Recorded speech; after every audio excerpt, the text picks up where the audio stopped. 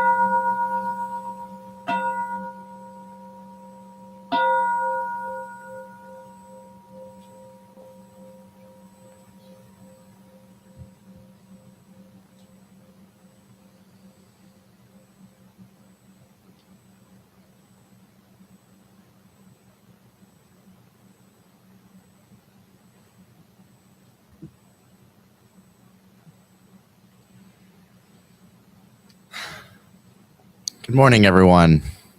It's nice to see everyone's smiling faces. Welcome to anyone who's new here for the first time. A few courtesy announcements before we begin full service. For anyone who has to use the restroom, don't know where they are, they're through the curtain. We just ask that you don't walk in front of the dais, come around, just be respectful of the space. We also invite families with small children are welcome to go downstairs. There's a bunch of Legos and toys and stuff. They get anxious or bored. You can play with toys. And then if you wanted to still tune into the service, you can watch it on YouTube while you're with them down there. And if you need to rearrange your seats for any reason, especially for meditation, if you feel uncomfortable in the chair, you can come onto a cushion or vice versa. Or if you want to sit by someone you know, or just make yourselves comfortable, just try to do it mindfully and not make too much noise. And then when we're chanting, we chant at an upbeat tempo, kind of with a smile on your face. So yeah, that's it for the beginning announcements. We'll stand and greet one another, and then we'll start with our first chant on page 7, the refuge commitments.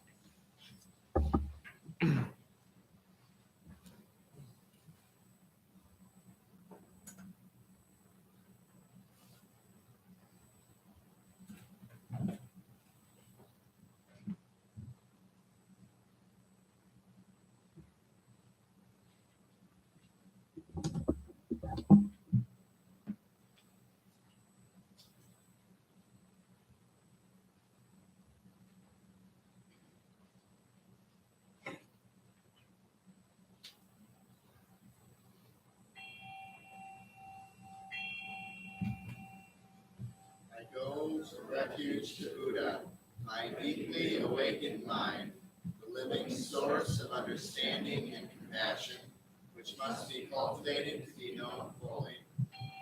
I go for refuge to Dharma, the path of mindful living, leading to healing, joy, and enlightenment, the way of peace, which must be cultivated to be known fully. I go for refuge to the Sangha, the loving and supportive community of practice, realizing harmony, awareness, and liberation, which must be cultivated to be known fully.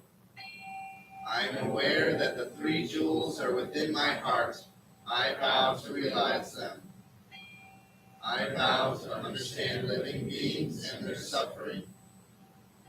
I vow to cultivate loving kindness and compassion and to practice joy and equanimity. I vow to live simply and sanely, content with few possessions, and to keep my body healthy. I vow to let go of all worry and anxiety in order to be light and free. I am aware that I owe so much to my parents, teachers, friends, and all beings. I vow to be worthy of their trust, to practice wholeheartedly, so that understanding and compassion will flower, and I can help living beings be free from their suffering. May the Buddha, the Dharma, and the Sangha support my efforts. May the Buddha, the Dharma, and the Sangha support my efforts. May the Buddha, the Dharma, and the Sangha support my efforts.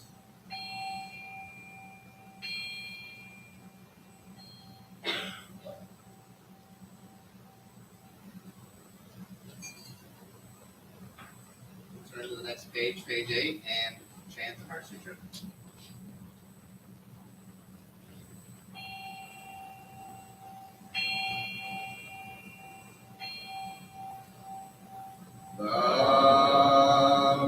Maha Rajya Paramita Hridaya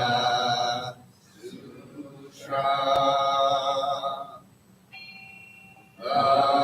Bodhisattva of great compassion from the deep practice of prajna Paramita received the emptiness of all five skandhas, and delivered all beings from their suffering. O Shariputra, form is no other than emptiness, emptiness no other than form. Form is emptiness, emptiness form. The same is true of feeling, thought, impulse, and consciousness. O Shariputra, all dharmas are empty. They are not born nor annihilated. They are not defiled nor immaculate. They do not increase nor decrease.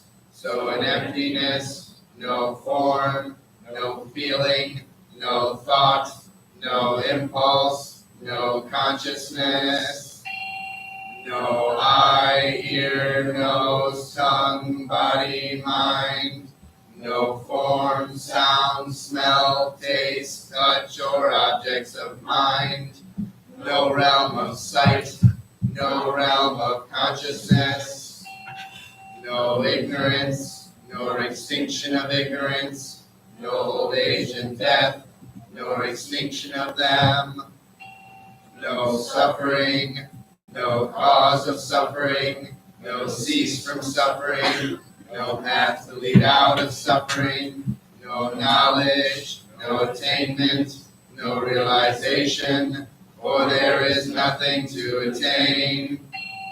The Bodhisattva holds on to nothing but prajna, paramita.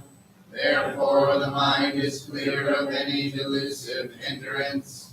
Without hindrance there is no fear. Away from all perverted views, one reaches final nirvana. All Buddhas of past, present, and future, through faith in prajna, paramita, attain to the highest perfect enlightenment. Know then the prajna, paramita, is the great Dharani, the radiant fearless mantram, the utmost supreme mantram, which is capable of allaying all pain. This is true beyond all doubt. Proclaim now the highest wisdom, the prajna, paramita. Gate, gate, para gate, para samgate, bodhisattva. Gate, gate, para gate, para samgate, bodhisattva. Gate, gate, para gate, para samgate, bodhisattva. The Maha Prajna Paramita Hridaya Sutra.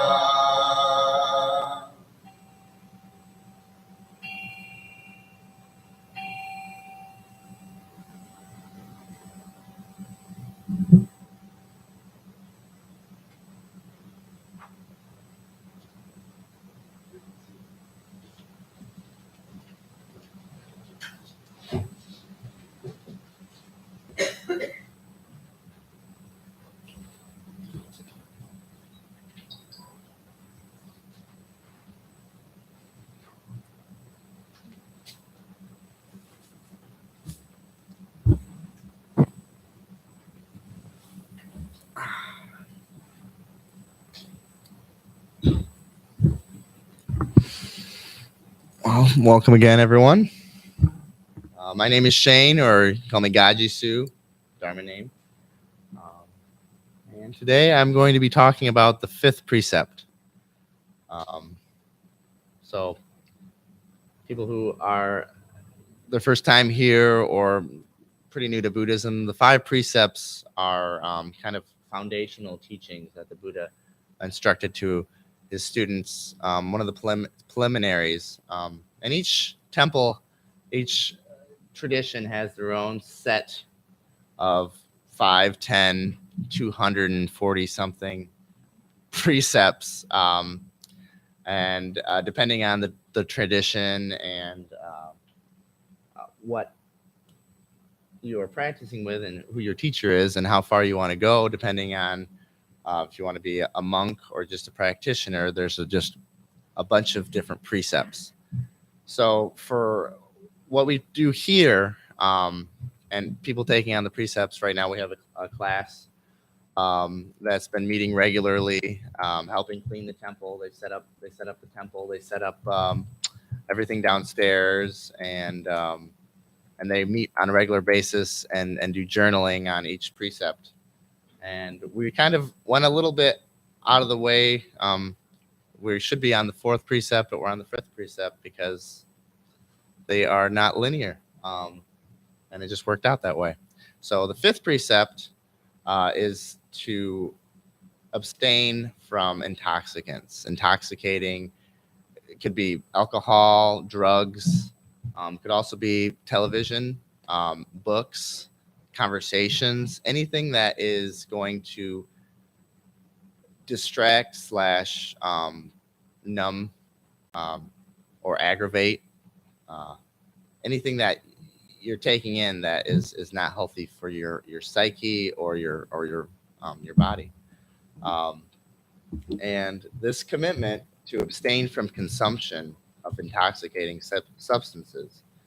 And then this just reminds us, serves as a powerful reminder of the importance of cultivating mindfulness, clarity, and wisdom in our lives. This precept hits me particularly hard in my practice, um, bringing back uh, a memory from when I first started coming here. Um, Having problems with substances, alcohol mostly, and then thinking I didn't have a problem with it, and thinking I didn't have a problem with all any kind of thing you don't really admit to it. So I was coming here. I was about to go through the whole training. I went through the first four precept meetings, everything like that, and then when it came, actually, I think I went almost through the whole thing. I was about to be um, go through the ceremony and take on the commitments, but I had gotten very. It's hard to say, but it's just it is what it is. About over 6 years ago, been practicing here for 8 years. It seems like a long time, but yeah, about 7 years ago this happened. I just drank too much and lost a good friend, and I didn't feel right going through the commitments. I didn't feel right taking him on, so I just dropped out. I left the temple. Didn't come back for I don't know how long. It was probably months, and then I got this inkling of like I'm missing something. I was coming here regularly. I was doing everything, and just because I slipped up and made one mistake, I was being judgmental and hard on myself. When what no one here was judgmental to the case where like, hey, if you drink or you do this or you do that, you're not welcome here. That's never the case. But I felt in my mind like I shouldn't be here because of what I did. Um, but so I decided to come back. Hung Su's there, and just so happens to be one person from the recovery meeting because we run recovery meetings here. And he told me to meet up with him. And I'm like, okay, I'll think about it. And then for whatever reason, we were able to meet. And then I started coming to recovery meetings here regularly. Now I'm almost 6 years sober from alcohol. And then when the preceptors came back for the second round, I joined them again, went through the whole process, and I actually um, went through and did the whole ceremony and received the gift of the precepts. And it was a humbling experience. And my name, which was originally Juinsu, which it's a little hard to pronounce, but it translates roughly to unadorned determination. My teacher Hung Su, who always will hold a dear spot in my heart, being just such a supportive teacher. He gave me that name, and I carry it today. Kaji Su is the same translation, just in Korean.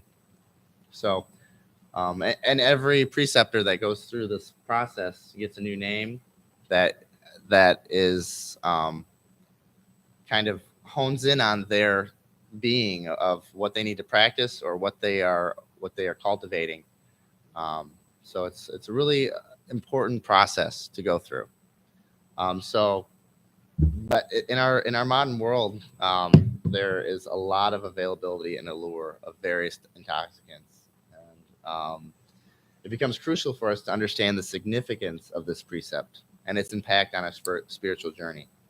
The fifth precept encourages us to maintain a clear and balanced state of mind by refraining from the use of substances that cloud our judgment and hinder our ability to see things as they truly are. So I know for me, my using, I wanted to just kind of numb out and not feel the pain of loss, the pain of just everyday life, and it's kind of it's hard to be sober in this time because of all the violence and all this bills that we have to pay and everything. It's like sometimes it feels like it would be easier to numb out to that. And I understand that because I've been there. But then on the other side, really feeling everything fully. And that's the practice of meditation and mindfulness, to really come and face the hard things that we don't want to face, and having the courage to do it, and having a community, a sangha, a recovery group, anybody that will support you on just living and going through life. That's why I always highly recommend therapists. I see a therapist, and it might not be for everybody, might not have access to them, but that's another way to kind of go through and be able to mitigate some of the stuff that comes up in life. And intoxicants, they can come in many forms, including alcohol and drugs. But like I said, even excessive consumption of certain foods or beverages that leads to mindlessness and addiction. Even sugar can be addicting. Our phones are addicting.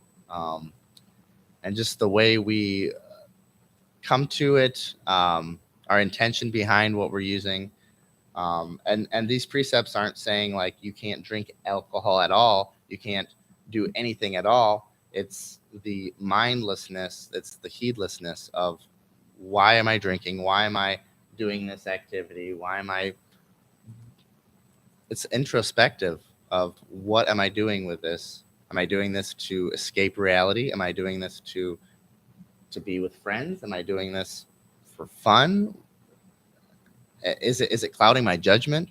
So many factors.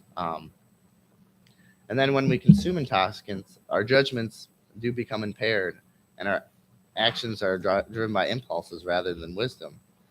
And we lose the ability to make sound decisions or act ethically, causing harm to ourselves and those around us.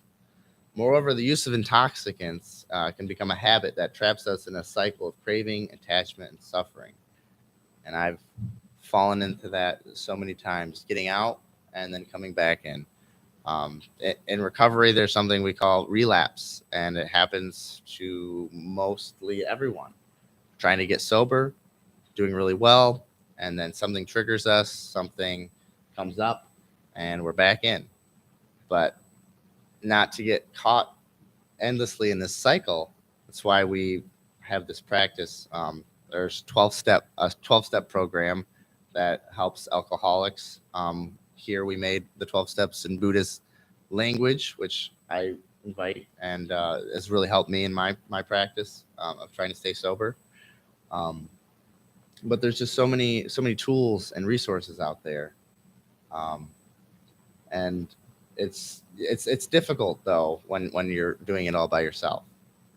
But these precepts, namely the fifth one, by observing the fifth precept, we commit ourselves to a path of mindfulness and self-awareness, where we learn to be fully present in each moment, cultivating a clear and undistorted perception of reality.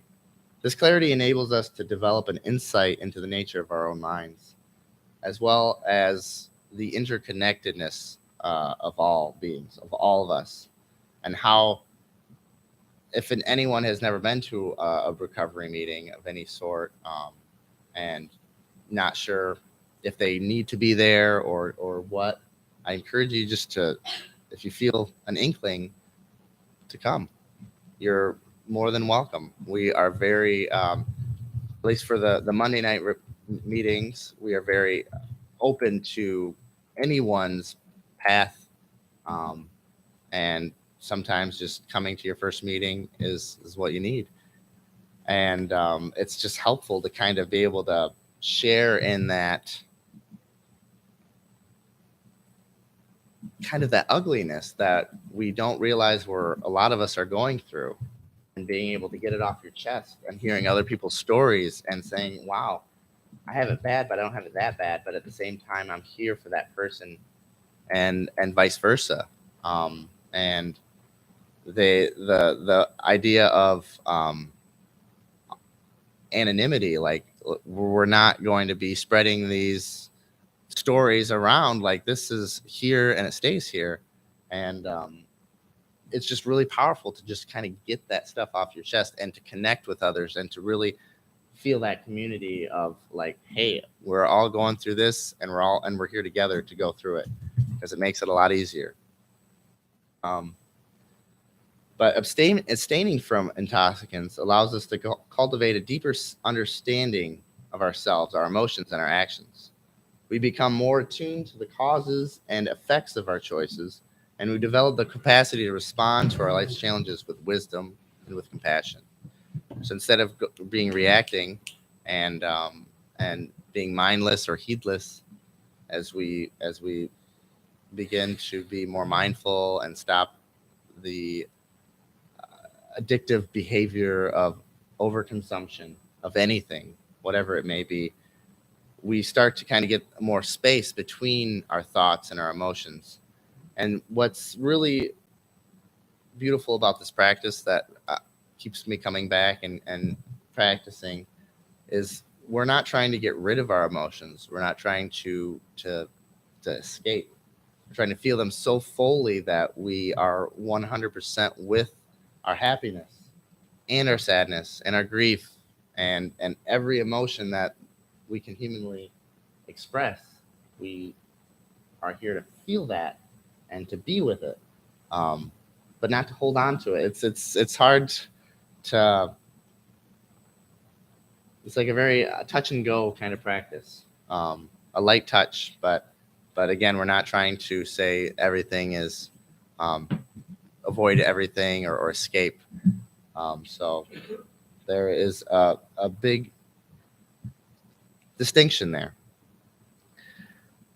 But upholding this precept, we contribute to the well-being of our communities, the society, and as a whole, becoming an example, a shining example of sobriety and mindfulness, inspiring others to embark on a similar path of self-discovery and liberation, that from the bonds of addiction. Addiction is such a hard subject because there's so many people out there that are good people, and they just get caught in the wrong crowds. They get caught in the wrong substance, and it just takes time to break those bonds.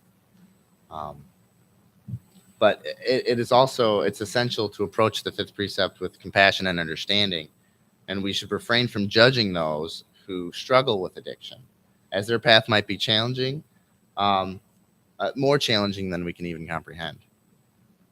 Instead, we let others We let others offer support, encouragement, and resources for those in need, guiding them towards healing and recovery.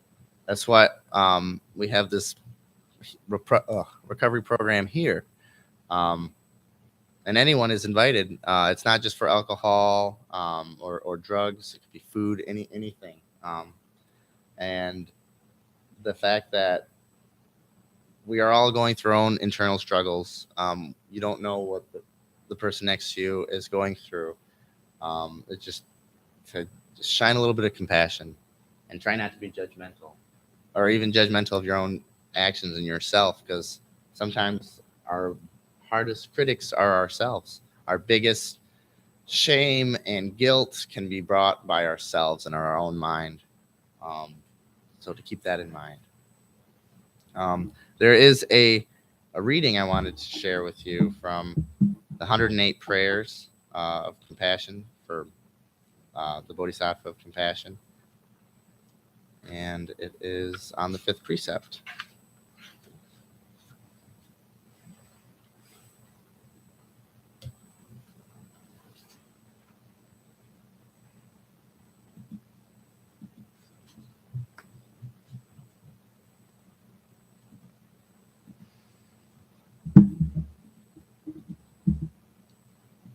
Bodhisattva of compassion, I vow before you and all Buddhas not to consume intoxicants. I vow never to drink in excess. I vow never to harm my body for the health of myself and all beings. I vow to be sober.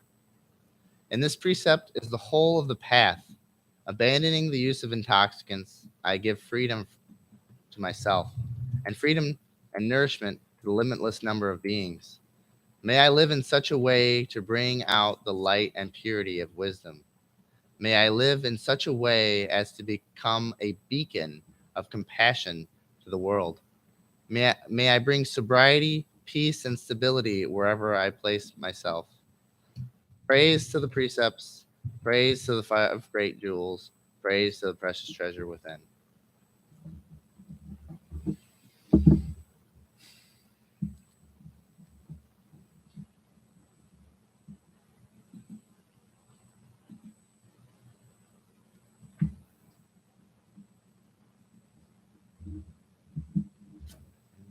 The Dhammapada, there's another verse I'd like to read.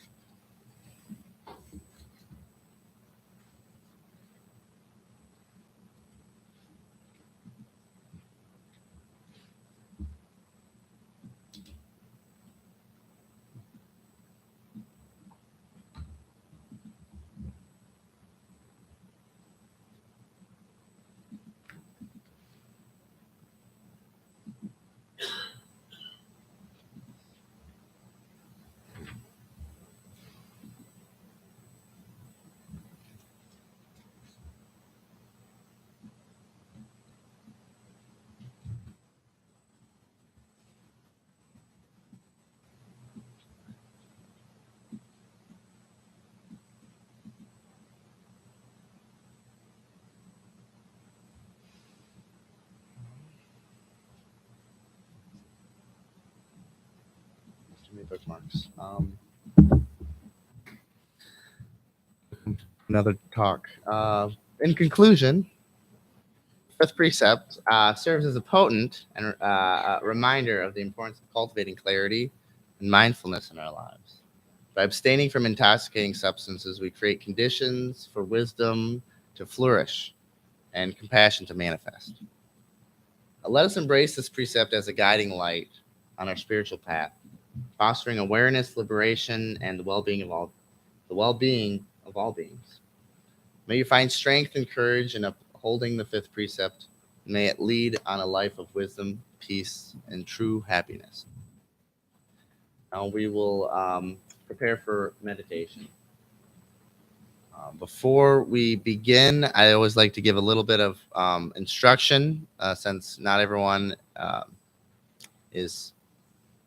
has practiced meditation, or not of all of us sit very often. So if you are sitting in a chair, I recommend having your feet flat on the ground and your back straight up. Sitting on a cushion, You can have your legs crossed in half lotus or Burmese style, or you could have your knees on the ground as like you're kneeling and have your cushion underneath you. Whatever way is comfortable for you. You just want to be upright but not uptight. So imagine having a uh, string on your uh, the back of your head, kind of propping yourself up. Then you have your hands. You can either be on your knees or in your lap. Um, and the most important thing is just kind of have a stable seat. Um, and then you are coming to your breath. We all have a breath, um, and that's a good anchor point for when we are sitting in meditation, because our thoughts are going to be coming like rapid fire. At least for me, with ADHD, I have a lot of thoughts. So this practice is not to get rid of your thoughts; it's to really just see them as they are, and not to focus on them, but also not to try to push them away. So when a thought comes up, you label it thinking and come back to your breath. And as it goes, that's the practice. It's like a muscle that you're exercising, your awareness muscle. So every time you get distracted, you realize you're distracted and you come back to your breath. And so we will sit and breathe. Um, and we're not trying to manipulate the breath, just kind of an easy in and out. I also encourage you to leave your eyes open slightly, just to kind of. This practice is to be aware of all the senses, hearing, sight, feeling. So having your eyes open is important. Not necessary, but it's just another one of the practices the Buddha had taught when he gave mindfulness instruction. So as you're breathing in and out, and as you sit for longer, you start to be able to hear like the ticking of the clock, the cars, of course, going by, and just let them be. Um, they're part of the environment. So I will begin with 3 bells and end with 3 bells.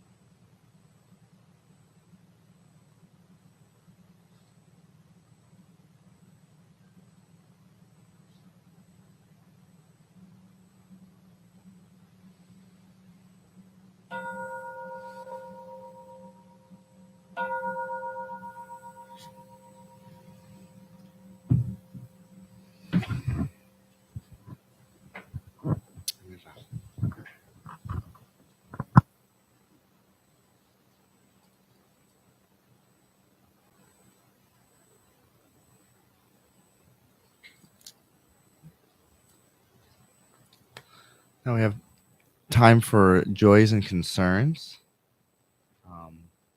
If anybody has a joy or a concern they wanted to share with the Sangha, now is the time to hold space for anything that's been going on. If you don't mind getting the lights back up.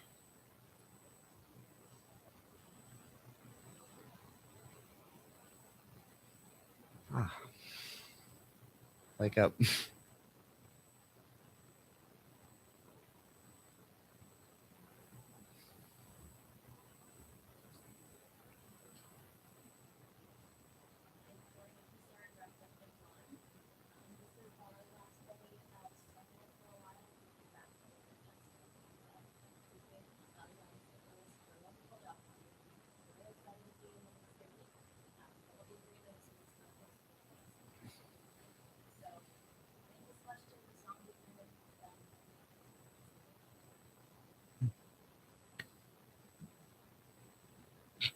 Thank you.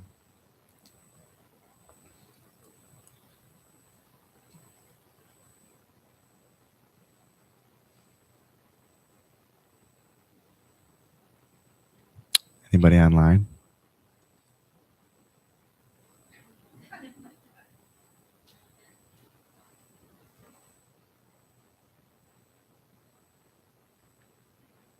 Okay. I usually have something, but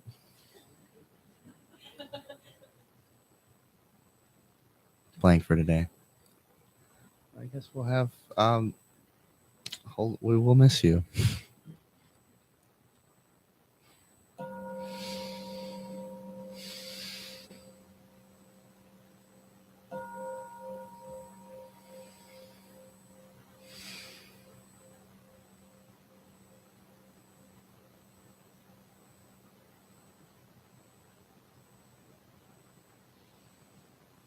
And good luck on your endeavors. We have our temple announcements for November, which I'll get into. We are having our board meeting next Sunday, November 19th from 11 to 1 p.m., 11:30 a.m. to 1 p.m. It meets at the temple or via Google Meet, and any Sangha member, anybody is welcome to attend. We have Buddhist-based recovery meetings, which I mentioned during my talk. Mondays we meet at 6:30 here for meditation, and then 7 p.m. is the meeting. And we actually have grown so much. I keep forgetting to take this off, but we don't have Zoom capabilities. Like last week, we had like 40 people in here. Imagine the whole space filled with people. So unfortunately, we can't facilitate just the Zoom. It just doesn't work very well. But if you are free on a Monday night, come on in. Wednesday nights we have 6:30 at the Alano Club. So it's at the Recovery Club over on College Avenue. And Friday mornings we meet here at 10:05 a.m. for meditation, and then 10:30 a.m. is the meeting begins. That one is they have Zoom as well. We have an online meditation group that meets Wednesdays from 7 to 7:45 via Zoom. You can contact Kunga for more information on that. Thursday, we have our Dharma discussion group in person from 9:30 a.m. to 11. Meets at the temple, and the Dharma reading and discussing group meets through the 21st. And I think they're looking at Some Lived Life by Thich Nhat Hanh at the moment. And you can contact Reverend Jingsu Ryan Duffield for more information on that. And then last but not least, our Temple Auxiliary online auction, Wednesday, November 15th at 8 a.m. The online auction goes live. Watch for a special notice on Wednesday, November 15th at 8 a.m. with a link to the online auction on the Better World site. And then it'll go until Wednesday, December 17th at 5 p.m. Online auction closes. And if you're interested in seeing a sneak peek, we have all the auction items in the front there. I was a little surprised when I walked through because I wasn't expecting to see everything, but there's a lot of cool stuff over there. Actually, I have one more announcement. Next Monday, the 20th, November 20th, myself and Nan Samskar will be at Fountain Street Church for the Interfaith Thanksgiving, 7 p.m. Everyone's invited if you want to come and see all the different traditions and how they represent gratitude. This will be my second time talking there. They usually choose a different church every year, and you can see all the way from Christianity to Catholicism to there's usually a Muslim representative, Native American, all the different faiths that you can think of are represented. So it's a really, really wonderful event. And any other event details, you can visit our online at zengr.org. And you can also subscribe to our weekly newsletter that you can put your email in. So, any other temple announcements?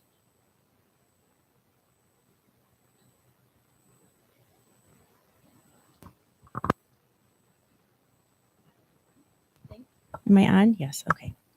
So my name is Anna, and I have a couple announcements for you today. The first one is our temple operates solely on volunteer efforts and donations. In Buddhism, this is the practice of cultivating generosity or dana. No one at the temple receives compensation of any kind, and the temple exists only because of our generosity. So there are various ways to donate for a link to PayPal. For those watching on YouTube, there is a link under the Show More option underneath the video that will also lead you to PayPal.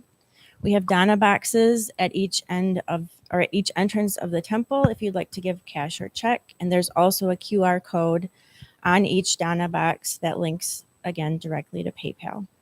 If you're interested in donating material goods, you can see Nikki, who can tell you what kind of material goods we are in need of at the moment.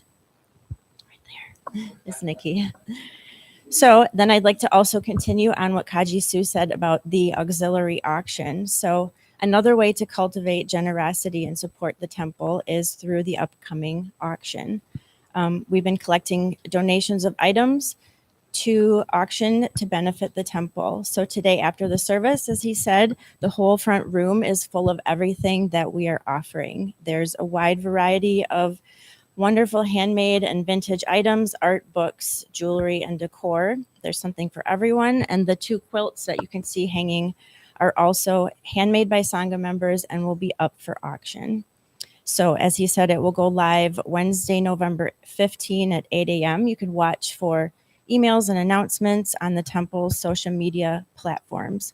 And we're asking you if you would love to share the links to the auction with your families and friends and social media. The auction is live, or it's available to the entire general public, not just temple members.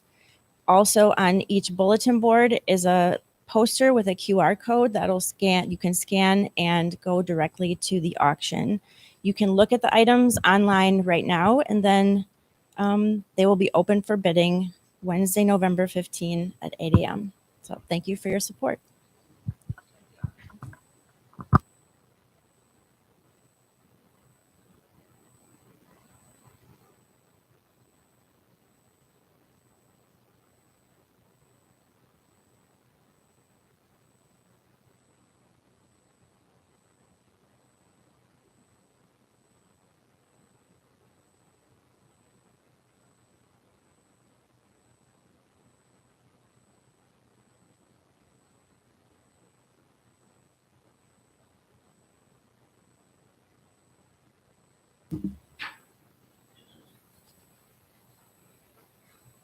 Say together.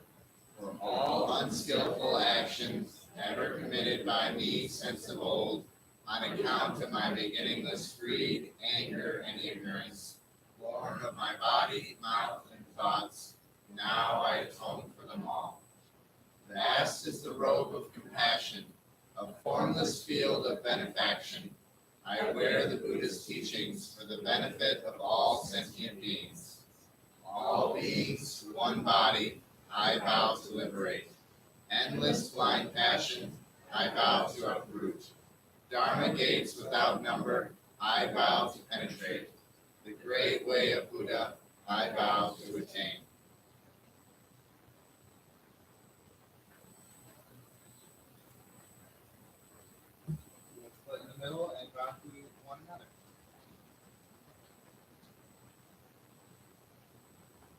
Thank you, everyone. If you don't mind leaving your cushions, kind of adjusting them better than